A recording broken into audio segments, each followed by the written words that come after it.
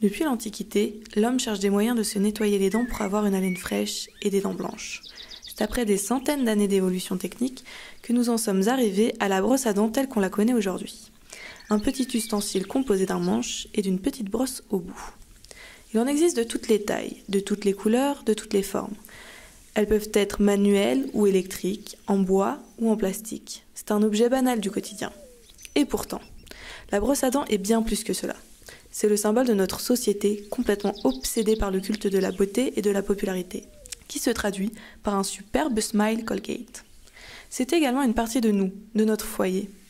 Elle témoigne de notre mode de vie et de nos relations interpersonnelles. Car après tout, si l'on pose notre brosse à dents quelque part, c'est que l'on s'y sent chez nous.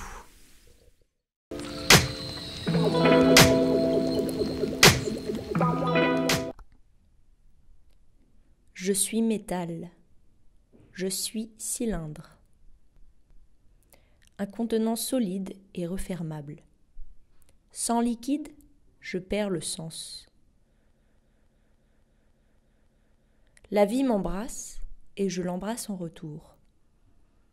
Je me sens vivant, car l'eau qui coule en moi est signe de vitalité. J'aime l'envol de la conscience, de la bienséance. Ce qui m'habite peut être un monde fantastique qui s'échappe lorsqu'on me libère. Partir, m'enfuir.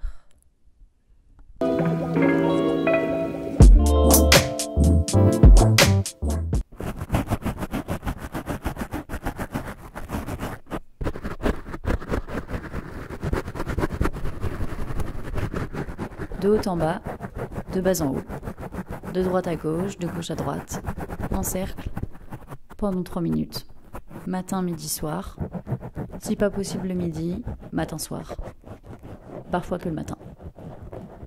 Se brosser les dents pour se laver la bouche pour enlever les bactéries pour avoir de belles dents et une bonne haleine. Celle-là est en plastique, produite à partir de pétrole et d'autres matières premières transformées, mélangées, transportées, d'un côté du monde et de l'autre, pour finir dans une usine quelconque à l'autre bout du monde. Et terminer ici, chez moi, dans ma bouche. Tel un bulldozer, une vague, un serpent. C'est doux. J'ai investi dans une brosse à dents en bambou aussi, pour lutter contre le plastique. Mais j'ai appris que c'était pas forcément mieux pour la terre. En plus, c'est cher. Merde. Du coup, je garde ma brosse à dents pendant très longtemps. Trop longtemps. Mais en fait, pourquoi je me brosse les dents ? Je veux pas avoir de caries, je veux pas puer de la gueule. Mais pourquoi ? Je sais pas. C'est beau les dents blanches. J'ai passé 4 ans avec des bagues. Autant mettre ces années à profit. Et puis c'est cool de brosser les dents. Je suis avec moi-même pendant 3 minutes. Ou 2 quand j'ai pas le temps. Je pue de la gueule ou pas ?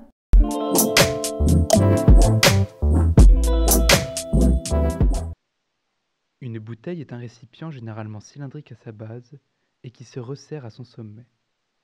Les bouteilles sont le plus souvent en verre ou en plastique, fabriquées par le procédé de moulage par soufflage, parfois en grès, et servent à conserver des liquides alimentaires, eau, lait, vin, bière, huile, etc., ou non alimentaires, produits chimiques, détergents, parfums, etc. Par métonymie, le terme de bouteille désigne aussi son contenu, comme c'est le cas de verre. On dit par exemple « boire une bonne bouteille ». On distingue sur la bouteille 5 éléments principaux. La bague, le col, l'épaule, le corps qui peut prendre des formes diverses, le fond, qu'il soit droit ou piqué, et enfin le jable. Malgré ces indications, il y a quelque chose que je n'ai pas réussi à m'expliquer. Enfin quelque chose que je n'ai pas souhaité que l'on m'explique car, soyons francs, la bouteille n'inspire que trop peu la poésie des gens sobres. Pourquoi avons-nous décidé que les bouteilles ne seraient pas opaques ? Certaines le sont, mais on trouve alors des explications sanitaires. Le plus souvent, les liquides s'exposent. Peut-être ces bouteilles sont-elles transparentes pour nous montrer la prouesse que l'homme a réussi à réaliser en faisant tenir des liquides en l'air sur plusieurs centimètres de hauteur.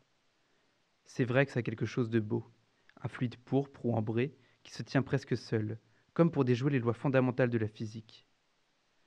Certaines bouteilles pourtant s'offrent un luxe. celui de se colorer d'un verre-bouteille.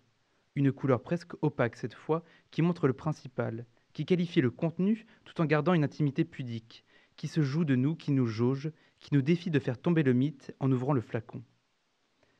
On ne sait jamais ce qu'on trouvera dans une de ces bouteilles vertes.